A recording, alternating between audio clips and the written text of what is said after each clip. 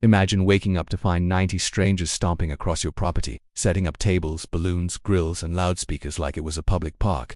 That's exactly what happened to me last Saturday. I looked out my window and saw a massive crowd, kids running wild, adults unloading coolers of beer and music blasting before it was even noon. My land, the place I worked years to buy and maintain, had been turned into a full-blown party venue, and at the center of it all, Karen, my entitled neighbor. She didn't ask, didn't text, didn't even leave a note. She had the nerve to invite 90 people for her brother's birthday party on my land. She walked around acting like a queen, barking orders, smiling proudly as if she owned the place. At first I thought maybe I should just confront her. But when I stepped outside, one of her guests actually told me to chill out and let them celebrate. That's when I realized they weren't just clueless, they were disrespectful. They believed they could take over what wasn't theirs and get away with it. So, I made a choice. Instead of arguing with 90 entitled strangers, I walked back into my house, locked the door, and made one simple call: 911. Within minutes, sirens cut through the music, and the sight of flashing red and blue lights sent waves of panic through the crowd. Drinks were dropped, people scrambled, and Karen's fake smile turned into pure shock. Saturday mornings on my land are usually quiet, the kind of quiet where you hear the wind brushing against the tall grass, the birds calling from the tree line, and sometimes the faint hum of a tractor in the distance. I live outside town, on a few acres of property I worked hard to buy. It's my sanctuary, my little escape from the chaos of everyday life. So when I woke up that morning, expecting peace, I had no idea my entire world was about to turn into a circus. That started with a sound. At first it was faint, just a dull vibration in the air, like someone driving down the road with their music turned up too loud. I ignored it, rolled over in bed and tried to go back to sleep. But then the bass grew louder. Thump, thump. It rattled my window, shook the glass on my nightstand, and made my dog bark nervously at the door. Confused, I threw off the covers and stumbled to the window, pulling back the curtain. What I saw made my jaw drop. There were people, lots of them, walking across my yard like it was their own. A long line of cars was parked along the road and even on the edge of my driveway. Strangers carried coolers, folding chairs, and giant bags of charcoal. A group of kids ran through my flower bed, crushing the blooms I'd spent weeks tending. And in the middle of it all was a huge inflatable bounce house being pumped full of air, the machine roaring as it came to life. I blinked, thinking maybe I was still dreaming. But no, the scene only got worse. By the time I hurried to throw on some clothes and step outside, at least 30 people were already on my land. They had set up tables, balloons, and even a portable speaker system blasting music so loud I could feel it vibrating through my chest. A woman I recognized instantly was standing near the grill, directing people like a general leading her army. Karen. Everyone in the neighborhood knew Karen. She was the kind of neighbor who thought rules applied to everyone else but her. She parked wherever she wanted, cut across other people's yards like they were public sidewalks, and never once apologized. When the HOA sent her warnings for violations, she bragged about ignoring them. She thrived on attention and control, and right now, she was glowing like a queen in her kingdom, except the kingdom was mine. Hope you don't mind, she shouted across the yard when she spotted me. It's just my brother's birthday. We'll clean up after, promise. Her tone wasn't apologetic. It was casual, dismissive, like she was telling me she had borrowed a pen. Meanwhile, 9 strangers were unloading my yard with enough supplies for a festival. My blood boiled, but I tried to stay calm. Karen, I called back, walking closer. This is private property. You can't just throw a party here without asking.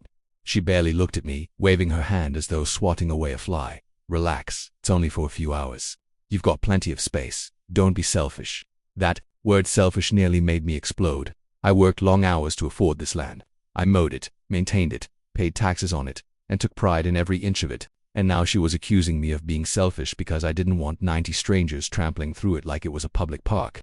I took a deep breath, trying not to let anger get the better of me. Karen, I need you to stop this right now. Everyone needs to leave.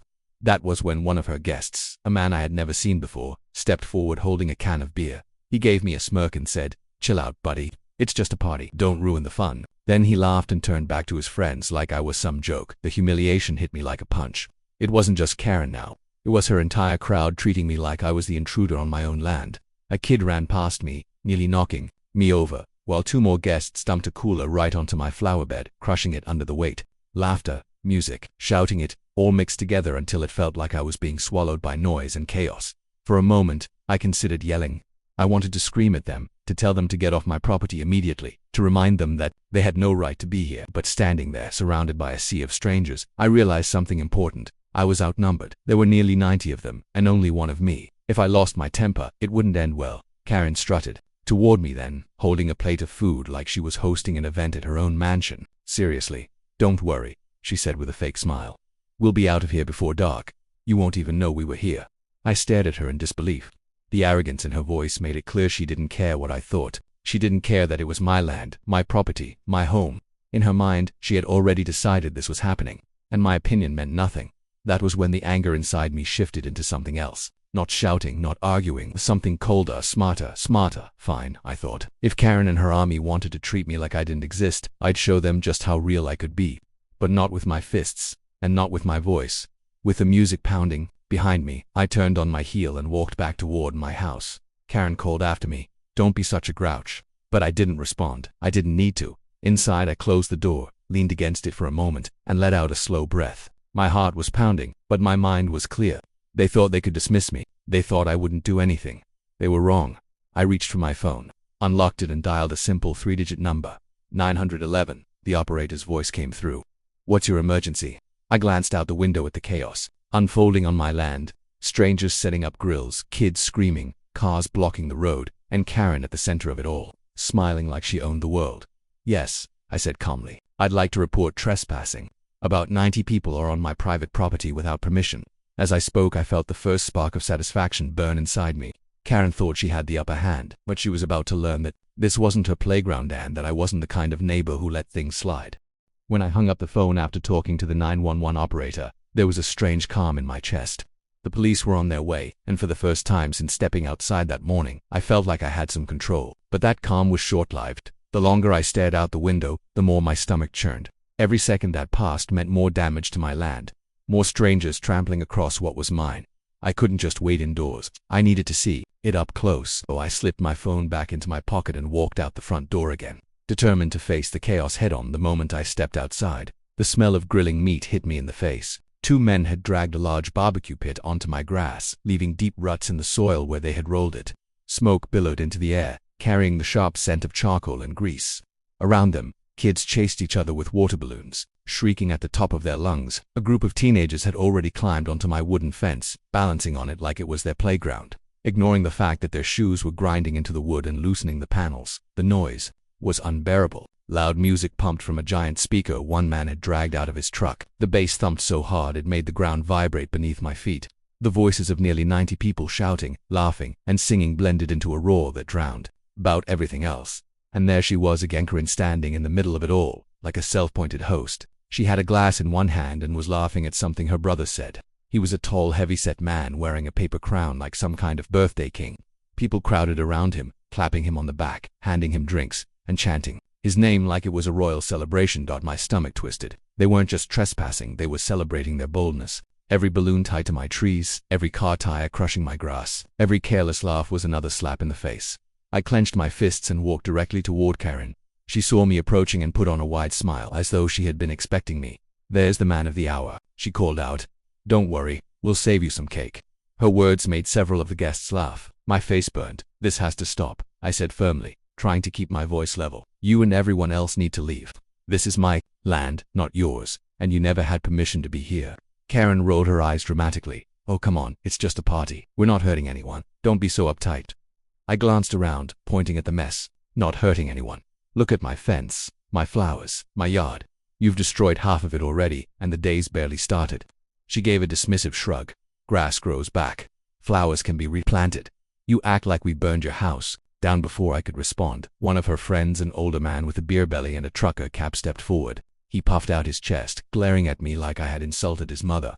"Hey buddy," he said, his words already slurred. "It's a party. Nobody likes a buzzkill. Go back inside and let people enjoy themselves." More laughter followed. A few people even clapped him on the back like he'd said something clever. My fists tightened at my sides. I wanted to shout, to scream, to tell them all exactly what I thought of their arrogance. But I stopped myself. I knew that if I lost my temper, it would only fuel their amusement.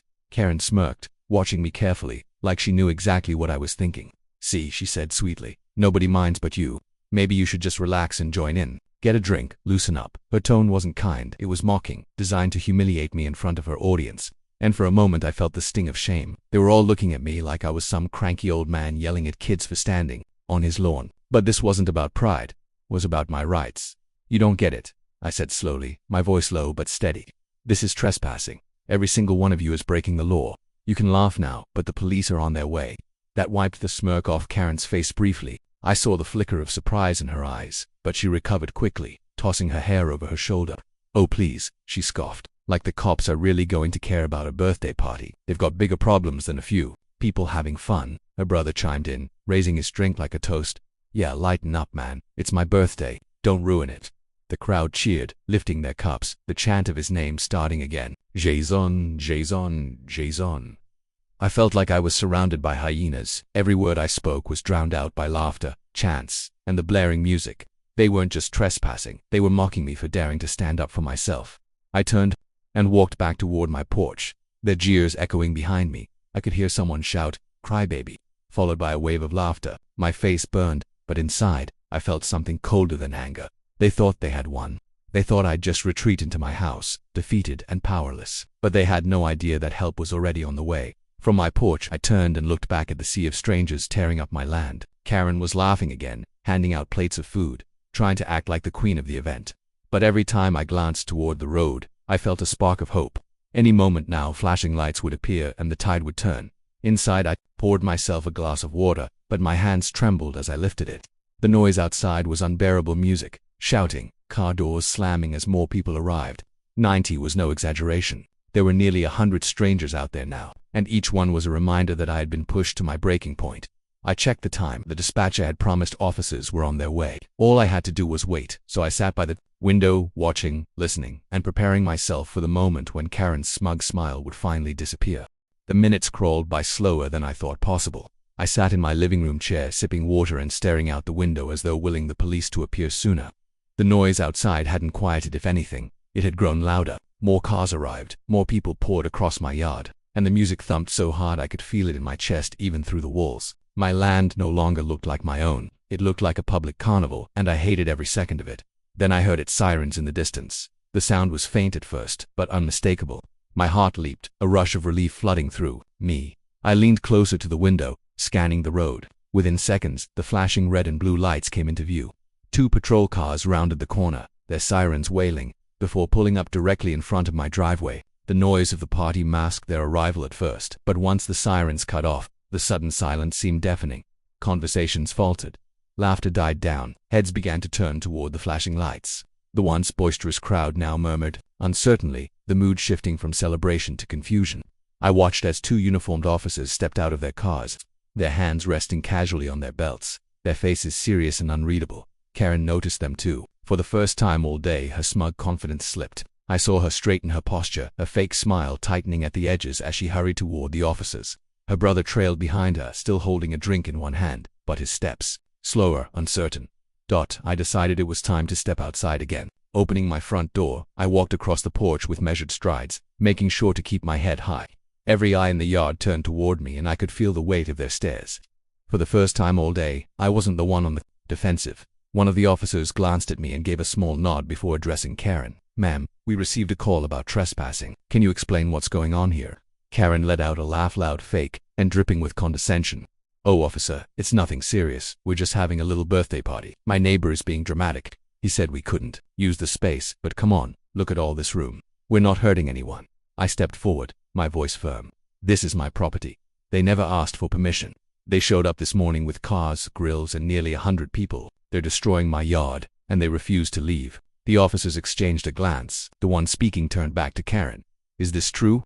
Did you get permission from him to use this land?" Karen crossed her arms, her smile fading into a scowl. "I didn't think I needed permission. It's just one afternoon. He's got all this land sitting here, and it's not like he's using it." The officer's tone sharpened. "That's not how property rights work, ma'am. If he says you don't have permission, then you're trespassing." A ripple of unease spread through the crowd. People began to murmur to one another, casting nervous glances at the officers. A few guests started quietly packing up their chairs, clearly not wanting to be involved any longer. But Karen wasn't ready to back down. Her voice rose, shrill with indignation. "This is ridiculous. You can't just shut down a birthday party. We're not criminals. We're celebrating family. He's just being petty because he doesn't like me." Her brother raised his drink half-heartedly, trying to lighten the mood. "Yeah, it's my birthday. Cut us some slack." The officer remained firm, his expression unchanging. "This isn't about liking or disliking anyone. This is about the law. You are trespassing. You need to shut this party down and vacate the property immediately." That was when panic truly set in. The moment the word "shut this party down" left the officer's mouth, The crowd erupted in a mix of complaints and hurried whispers. Some guests were outraged insisting it was unfair. Others quietly gathered their belongings, trying to slip away before things escalated further. The once lively atmosphere now buzzed with tension. Karen, however, doubled down. Her voice grew louder, shriller, and angrier. "This is harassment. You're siding with him because he made the call first. I have a right to celebrate my brother's birthday, and you can't just—" The second officer interrupted her firmly. "Ma'am, if you don't comply, we will have no choice but to issue citations and start making arrests. Do you really want your brother's birthday remembered for that?" Karen froze, her mouth snapping shut. Around her, the murmurs of the crowd turned into low groans. People were visibly uncomfortable now, shuffling on their feet, torn between loyalty to Karen and the looming threat of police action. Her brother finally sighed and muttered, "Karen, maybe we should just go. It's not worth it." That simple sentence seemed to deflate her, but only slightly. Her face turned bright red, her hands balled into fists at her sides, and for a moment I thought she might explode. But the sight of the officers standing firm in front of her kept her in check. "You'll regret this," she hissed at me, her voice dripping with venom. "You've embarrassed me in front of my family." I didn't flinch. "No, Karen, you embarrassed yourself." The crowd began to scatter after that. Groups of people gathered their chairs, folded up tables, and started carrying coolers back to their cars. The bounce house deflated slowly with a pathetic hiss, the once proud centerpiece of their celebration collapsing into a heap of vinyl. On my grass, the music was cut off, leaving behind an eerie silence, broken only by the occasional pop of a balloon or the clatter of a grill being dragged away. The officers remained until the majority of the guests had left. Karen lingered near her car, glaring at me like she could set me on fire with her eyes. She muttered curses under her breath, shaking her head, but in the end, even she climbed into her vehicle and slammed the door. Her brother followed reluctantly, and within minutes, their cars disappeared down the road. When the last vehicle pulled away, I stood in the middle of my yard, surveying the wreckage, crushed flowers, deep tire marks in the grass, empty cups scattered like confetti. But the land was mine again, and the silence was sweeter than I could have imagined. One of the officers approached me before leaving. "If she tries this again, call us right away next time. It won't just be a warning." I nodded, gratitude swelling in my chest. "Thank you, really." The officer gave me a firm nod before returning to his patrol car. As they drove off, the fading flash of red and blue lights felt like the closing of a chapter. For the first time all day, I took a deep breath and let it out slowly. Karen had tried to turn my home into her playground, but instead, she'd been humiliated in front of everyone she invited, and I had watched it all unfold. The silence after the last car left felt almost unreal. For hours, my land had been shaken with laughter, music, and stomping feet. Now it was still, but the stillness wasn't peaceful, it was heavy, like the calm after a storm that left destruction in its wake. I walked across the yard slowly, my boots crunching on crushed paper cups and plastic forks. Balloons lay half deflated in the grass, their colors dulled, their strings tangled. A paper plate, smeared with frosting, stuck to a side of my fence like some sad badge of dishonor. I bent down to pull it off, shaking my head. Every step I took revealed another mess. Soda cans tipped over, spilling sticky streams into the dirt, greasy patches where food had been dumped, and cigarette butts crushed into the soil. My flower bed looked like it had been hit by a stampede. The vibrant reds and yellows I had been so proud of were nothing more than flattened stems and petals. I stopped at the fence where a group of teenagers had been balancing earlier. Several panels were loose now, one even splintered down the middle. I ran my hand along the broken wood, a wave of frustration washing over me. This wasn't just disrespect, this was violation. They had come onto my land without a second thought, torn it apart, and then acted like I was the problem. But beneath the frustration was something else's satisfaction, because, for all their arrogance, for all of Karen's smugness, she hadn't won. She had been forced to pack up, humiliated in front of nearly 100 people, and I hadn't had to lift a finger to make it happen. As I continued walking, I noticed my nearest neighbors peeking from their windows. Some even stepped outside, pretending to check their mail or water their plants, but really just stealing glances at my yard. They had heard the music earlier, seen the flashing lights of the patrol cars, and they were curious. I gave them a small nod, and a few nodded back, almost as if to say, "Good job." Someone needed to stop her. Later that evening, after I had cleaned up as much of the mess as I could stomach, my phone buzzed. It was a text from a neighbor down the road. "Mark heard what happened. Karen finally got put in her place." "Huh, about time," I smirked, typing back quickly. Yeah, she picked the wrong yard this time. The truth was, Karen's reputation in the neighborhood had been souring for years. She was loud, entitled, and constantly pushing boundaries. She borrowed tools and never returned them. She parked her car across other people's driveways. She cut across lawns like they were public sidewalks. Everyone had a Karen story, but most people just sighed and let her behavior slide. I guess I was the first to say enough was enough. The next day, the fallout began. Word spread quickly, faster than I expected. At the small diner in town, people were already talking about Karen's disaster party. I overheard a group of locals chuckling, saying things like, 90 people on someone else's land.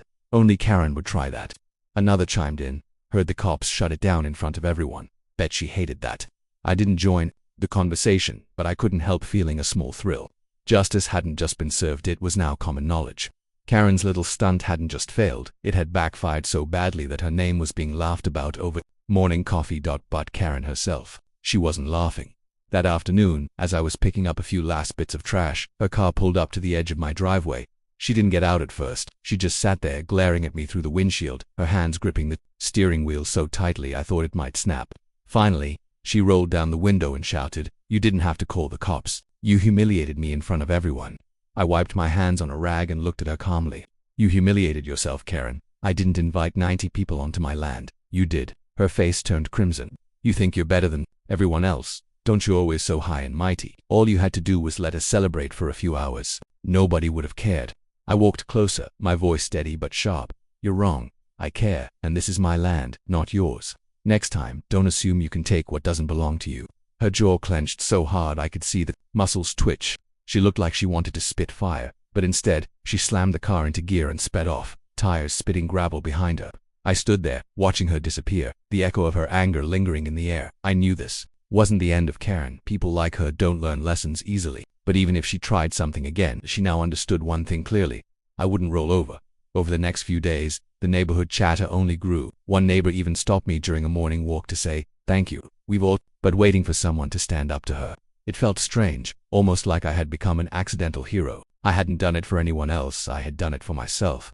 For my own peace, but apparently, Karen's arrogance had affected more people than I realized by the end of the week. The evidence of the party was mostly gone. I had fixed what I could, replanted what was salvageable, and patched the fence. But the memory of it lingered, sharp and clear. I could still hear the echo of the bass, see the smug tilt of Karen's smile, and feel the tension of being mocked on my own land. Yet alongside that memory was another of the flashing lights of the patrol cars, the crowd scattering in panic, and Karen's face when she realized she wasn't in control anymore. That image alone was enough to make the damage worth it, because sometimes the best revenge isn't yelling, or fighting, or losing your cool. Sometimes it's standing firm, making the right call, and letting people destroy themselves with their own arrogance. And Karen had done exactly that. The days after Karen's failed birthday stunt were some of the quietest my land had ever known.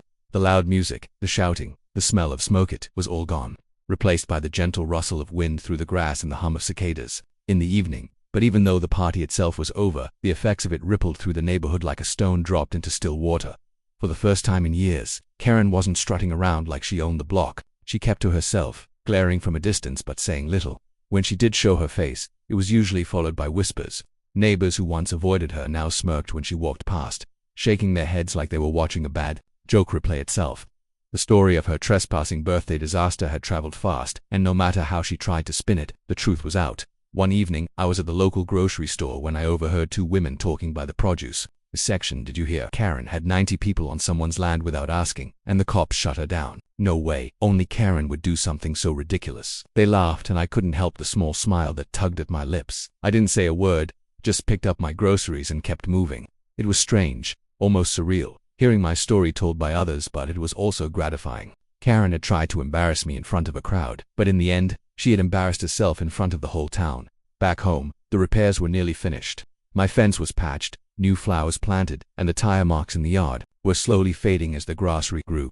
Every day that passed made my property look more like itself again. Yet, a part of me wanted to leave one or two small scars behind, little reminders of that day, like battle marks on a soldier. Karen, however, wasn't healing so easily. About a week after the incident, she stormed up to my driveway in the middle of the afternoon. I saw her coming from the window and stepped outside before she had a chance to start pounding on my door. Her face was red, her eyes blazing with anger. "You think you won, don't you?" she snapped.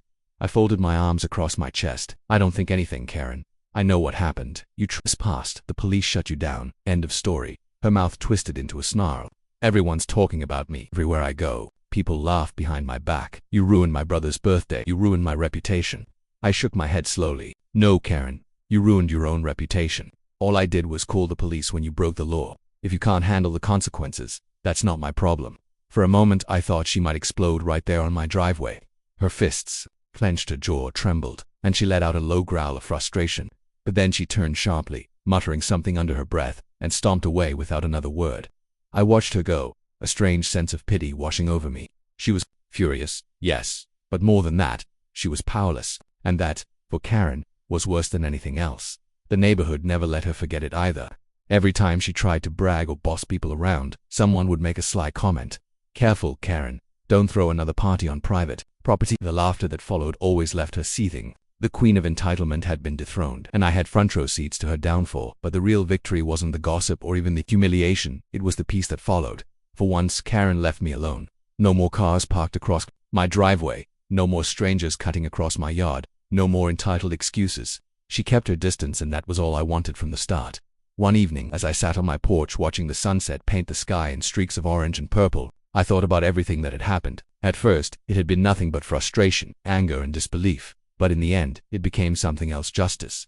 The kind that doesn't come from yelling or fighting, but from standing firm and refusing to be walked over. Karen had wanted control, she had wanted power, but she got neither. Instead, she got a dose of reality, delivered by flashing police lights and the laughter of a crowd fleeing her so-called party. And as for me, I got my land back, my peace, and the knowledge that sometimes the simplest action, one phone call, is all it takes to remind people like Karen that they can't take what isn't theirs. So now, whenever I look out at my yard, I don't just see grass and flowers and fences. I see a victory, a small one, maybe, but mine nonetheless. And I know that if Karen ever tries to test me again, the outcome will be the same, because my land isn't hers, and it never will be.